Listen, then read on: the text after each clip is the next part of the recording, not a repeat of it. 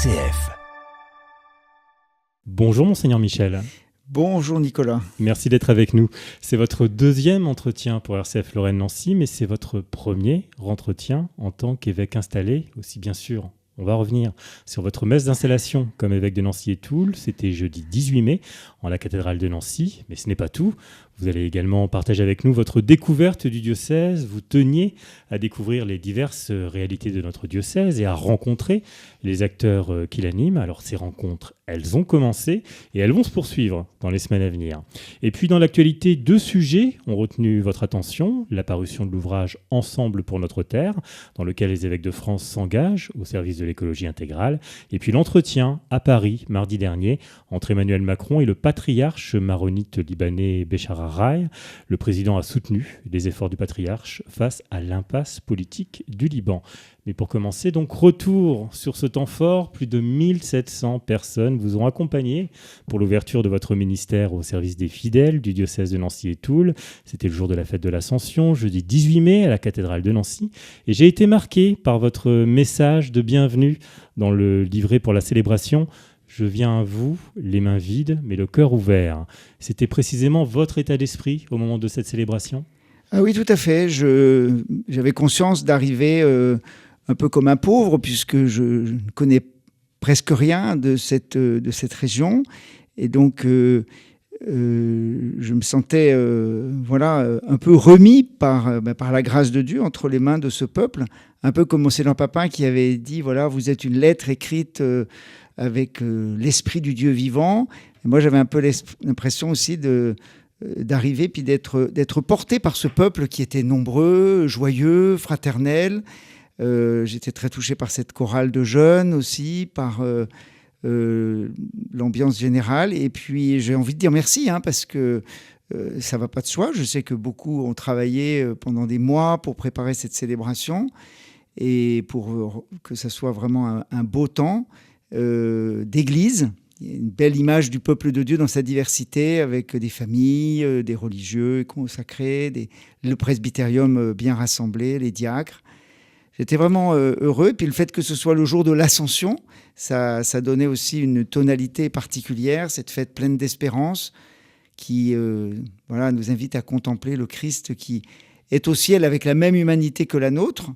Et donc, ce n'est pas une fuite, une évasion, et ça nous dit quelque chose sur notre manière de vivre en chrétien aujourd'hui, tourné vers l'avenir, l'espérance du Christ, mais dans un présent de serviteur.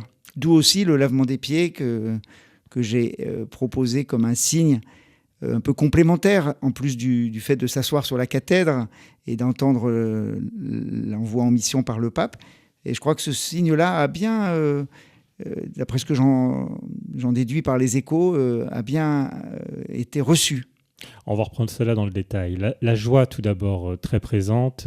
C'était marquant. Cette célébration était retransmise en vidéo. On vous voyait le plus souvent très, très souriant. Qu'est-ce qui vous animait précisément dans ces moments-là ? Qu'est-ce que vous ressentiez au fond de vous-même ? Surtout le fait d'être dépassé par ce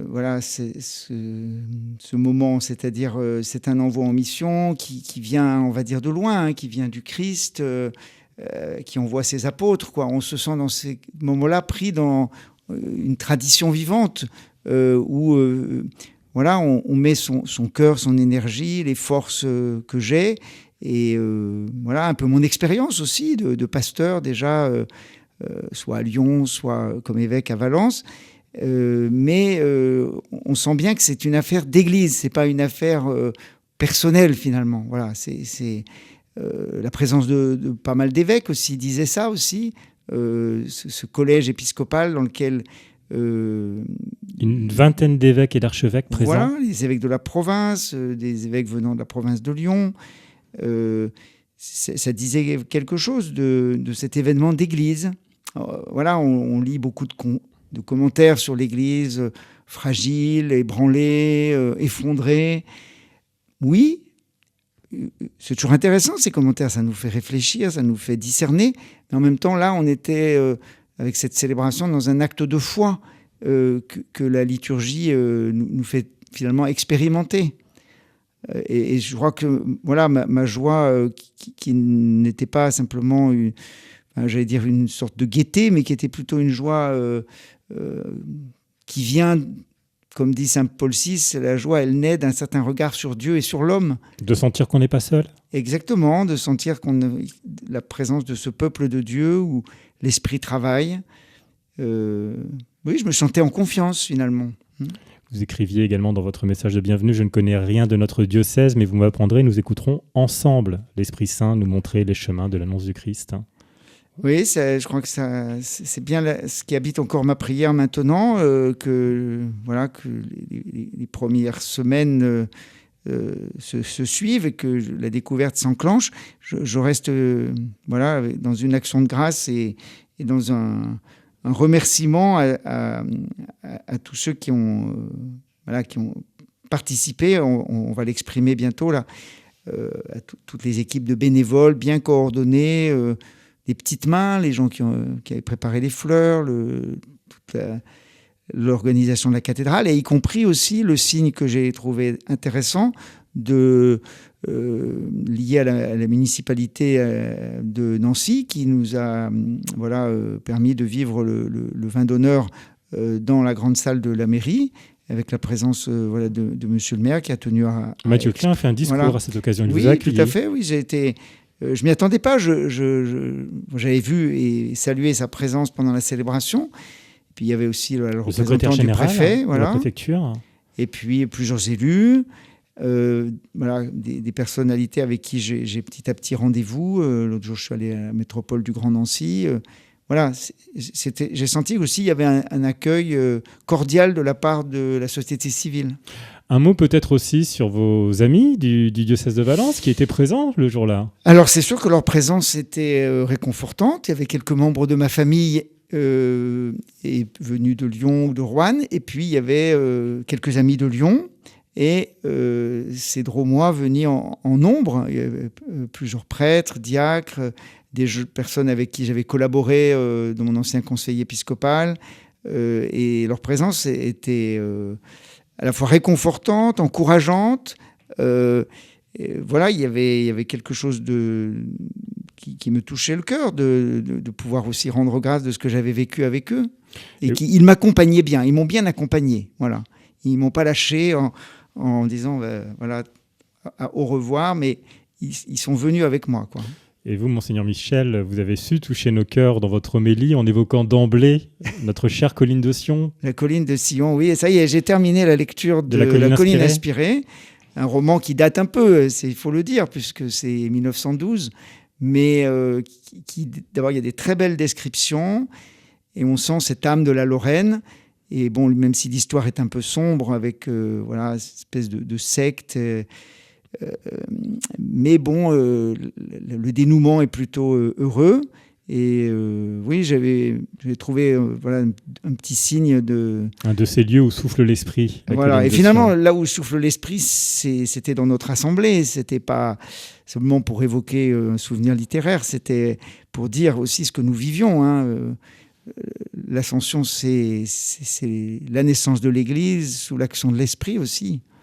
Vous avez évoqué rapidement le lavement des pieds. Ce rite, vous l'avez souhaité. Ça a été un moment fort aussi. Je crois, oui. En tout cas, moi, personnellement, je l'ai vécu intensément.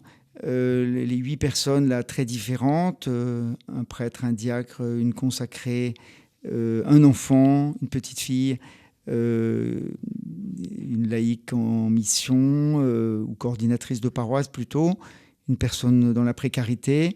J'avais vraiment le sentiment de me mettre dans la position du Christ serviteur, ce qui nous dit, voilà, ce que j'ai fait, faites-le à votre tour, hein, et nous invitant à vivre la responsabilité pastorale que je reçois comme un vrai service de tous. Et du coup, j'ai un peu demandé à ceux à qui je lavais les pieds de m'apprendre. Alors à être à l'écoute des prêtres et à être vraiment un père et un frère pour eux.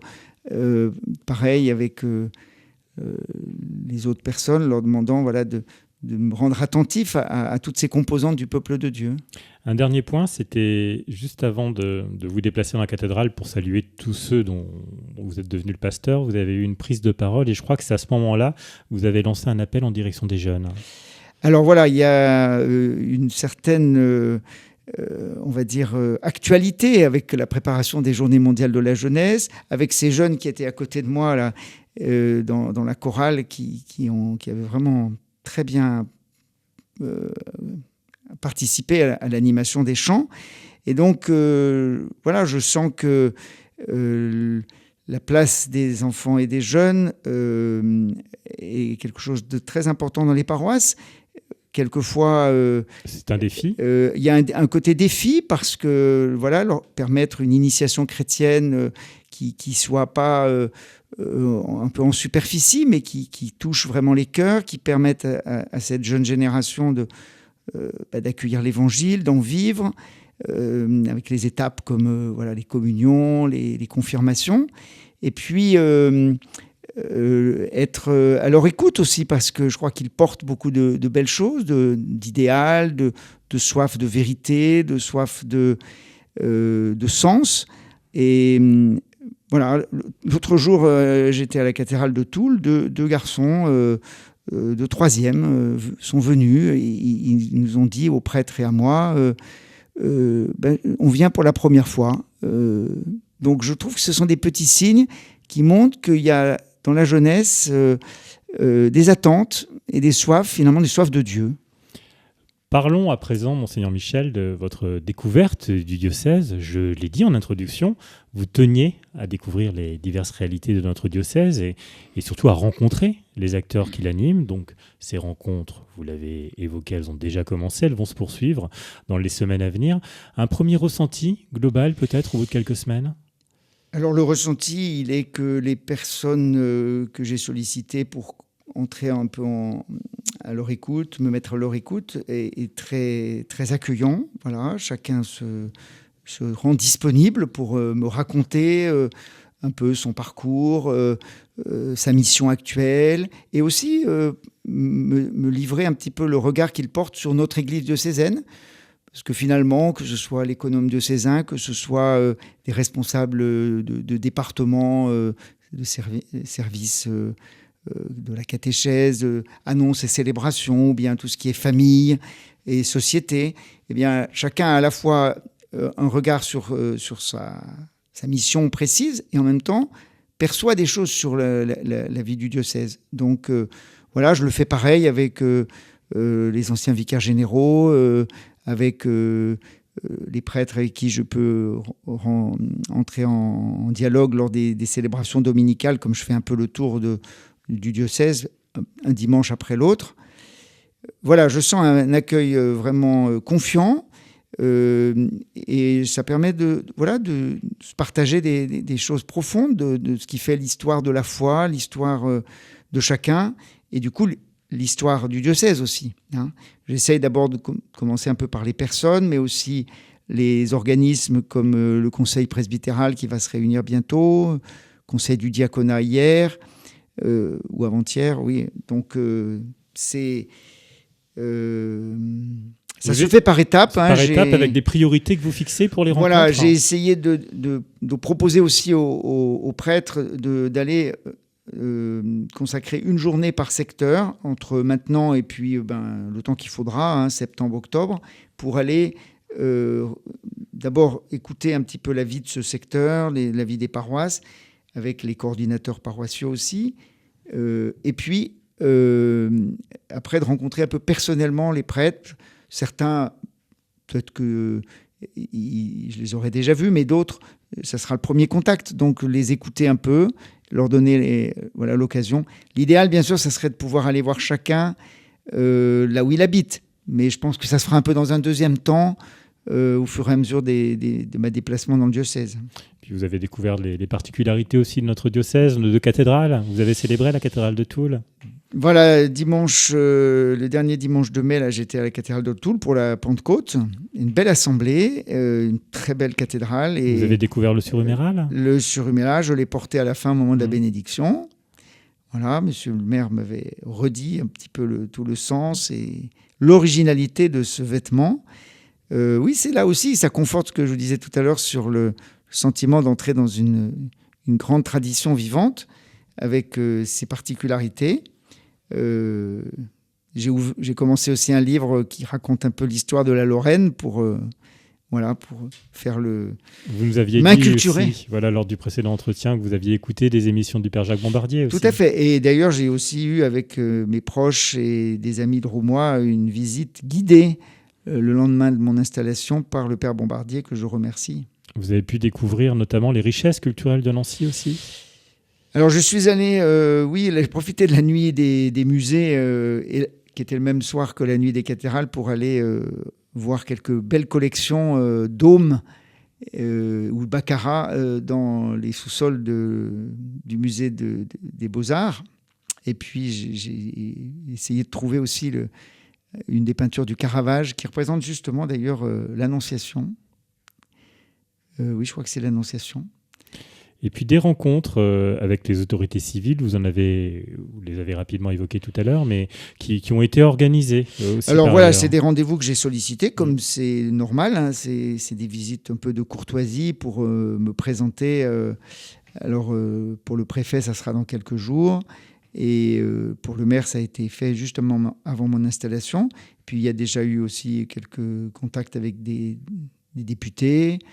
Je souhaite bien continuer. Et puis, petit à petit, des collaborations vont se mettre en place aussi, un peu comme Monseigneur Papin m'en a parlé, quoi, des relations un peu habituelles, on va dire. Alors, variées selon les responsables, mais c'est important, ce lien.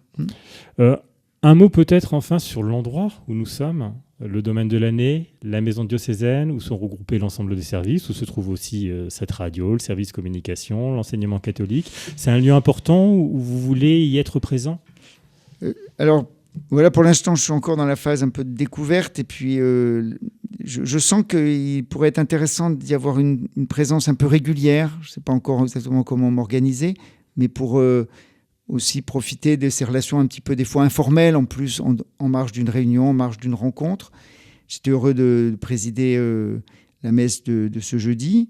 Et puis, c'est vrai, quand on arrive, on voit il y a beaucoup de vie dans cette maison. Là, il y avait aujourd'hui une formation de prévention contre les addictions. Alors, ma question, c'est comment se fait le contact entre ces publics divers qui vivent dans la maison ? Y a-t-il vraiment des interactions ? Est-ce qu'on se côtoie ? Est-ce qu'on se rencontre ? Est-ce qu'il y a des... Voilà, c'est une question. Je vais essayer de venir aussi à une des conférences annoncées prochainement. Qui est organisée par l'Espace Ada, notamment qui est lié au diocèse et qui aura lieu le 15 juin, effectivement. On va parler à présent de deux actualités, Monseigneur Michel. Tout d'abord, la parution, vous l'avez amené avec vous, de l'ouvrage « Ensemble pour notre terre, les évêques de France s'engagent au service de l'écologie intégrale ». C'est un texte, un livre, un ouvrage qui a été publié jeudi 25 mai. Il me semblait intéressant d'en parler avec vous parce que l'écologie intégrale est un sujet qui vous importe beaucoup. Vous lui accordez de l'importance. C'était le cas déjà dans le diocèse de Valence et on peut imaginer que ce sera le cas ici aussi dans le diocèse de Nancy et Toul. Oui, c'est sûr que de mes années drômoises, je garde de fortes prises de conscience qui se sont faites par étapes grâce à des rencontres, surtout à une formation qui avait été lancée, qu'on a appelé le campus Laudato Si, pour bien faire découvrir à un public de plus en plus, on va dire, large, les 4 grandes relations à soi, relations aux autres, relations à la création et relations au créateur. Et puis c'est vrai que ce livre, que je n'ai pas encore eu le temps de lire, j'ai juste fait quelques sondages, puisqu'il vient de paraître, mais il reprend largement ce qu'on a vécu en assemblée des évêques pendant plusieurs années. 3 années, un petit peu chahuté par la pandémie. Donc on n'a pas pu faire tout ce qui était prévu, ou en tout cas pas de la manière dont c'était prévu. Il y a eu plutôt des visios, ça ne fait pas la même chose. c'est vrai que je me rappelle de ce paysan nous montrant une motte de terre où il y avait un ver de terre, où il y avait, et en disant, regardez, ça grouille de fraternité, pour nous faire saisir qu'il y avait comme un va-et-vient entre, bien sûr, cette terre qui est notre maison commune, et en même temps, l'humanité tout entière appelée à être plus fraternelle. En fait, je crois que ce livre vient bien pour soutenir la démarche, pour pas que d'ailleurs ces 3 années restent simplement un peu dans nos archives, mais qu'on comprenne que le mouvement de conversion dans lequel on s'est engagé en Église, on va dire au niveau de tous les diocèses de France, entre évêques, mais aussi accompagné de pas mal de collaborateurs qui venaient de nos diocèses, eh bien, c'est pas un coup d'épée dans l'eau, quoi. Ça nous fait finalement être en prise avec les questions des hommes et des femmes d'aujourd'hui, des responsables aussi, sur l'avenir de la planète et l'avenir de l'humanité. Et ça, on l'entend aussi dans les questions des jeunes. Et donc, c'est pas quelque chose d'artificiel. Je crois que le maître mot de ce document, c'est le mot conversion.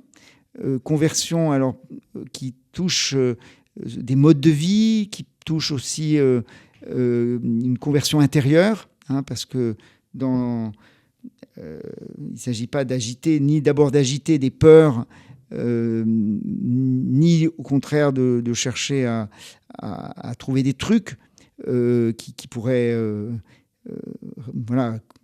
parer à ces peurs, mais vraiment de vivre une démarche intérieure et de faire du lien. Enfin, tout est lié, c'est un des refrains que le pape François redit beaucoup dans Laudato Si, et de comprendre comment ça fonctionne et comment chacun à notre niveau, nous avons des changements à vivre.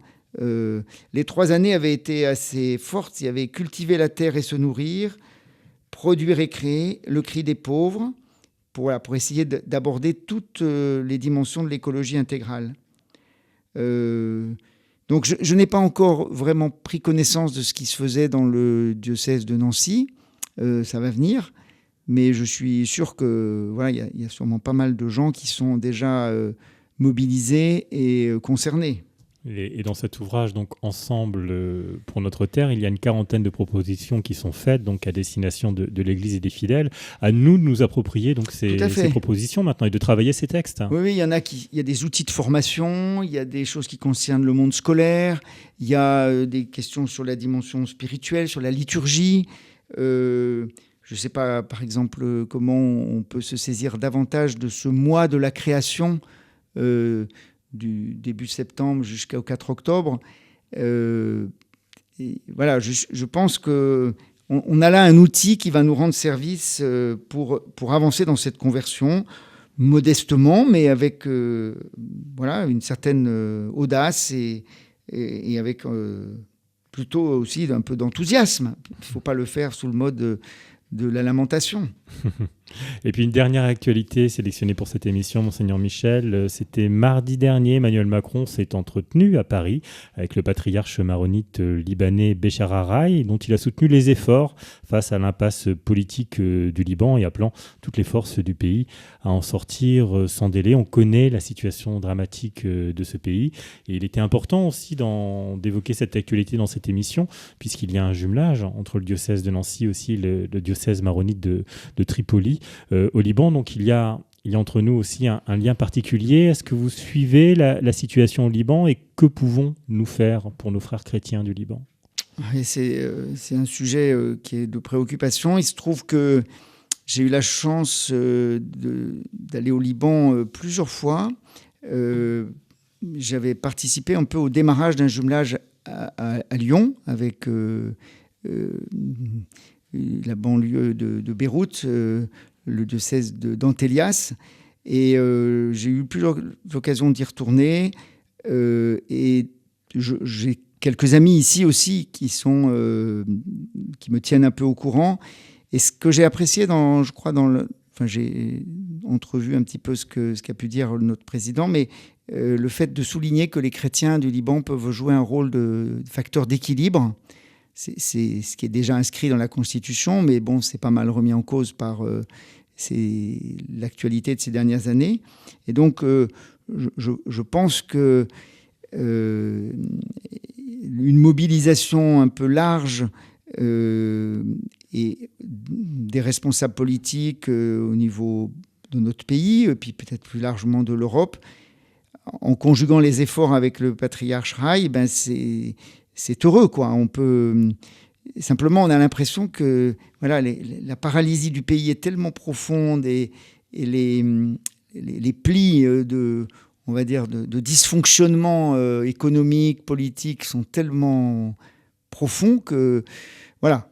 Sauf qu'il faut pas désespérer, voilà. Et on peut se rappeler ce que disait Saint Jean-Paul II sur le Liban. Le Liban, c'est plus qu'un pays, c'est un message. Donc quelque part, on sent bien qu'il y a aussi quelque chose qui est éclairant pour le reste du monde aussi, hein, et que voilà, on peut pas laisser le Liban à sa déroute. Et il faut absolument qu'on se mobilise. Donc ça, c'est une chose. Et on peut se mobiliser localement aussi, d'ailleurs. Oui, je serais heureux d'aller donc au concert qui va être donné là, le 3 juin. Ce samedi 3 juin, donc jour de la première diffusion de cette émission sur RCF. Concert Chantons pour le Liban à la basilique Notre-Dame de Lourdes, à Nancy. Tout à fait, avec le comité lorrain de solidarité franco-libanais et l'œuvre d'Orient qui vont donner ce concert, des chants religieux pour le profit des écoles, des élèves de l'école Saint-Antoine de Padoue à Tripoli. Donc, voilà, où j'espère avoir un jour l'occasion d'aller en visite. Donc le concert, c'est ce samedi 3 juin à 20h30. Ainsi s'achève cette émission. Merci beaucoup, Monseigneur Michel. On vous retrouve très bientôt pour un nouvel entretien sur RCF Lorraine-Nancy. Merci à vous. Merci Nicolas, merci à tous. RCF.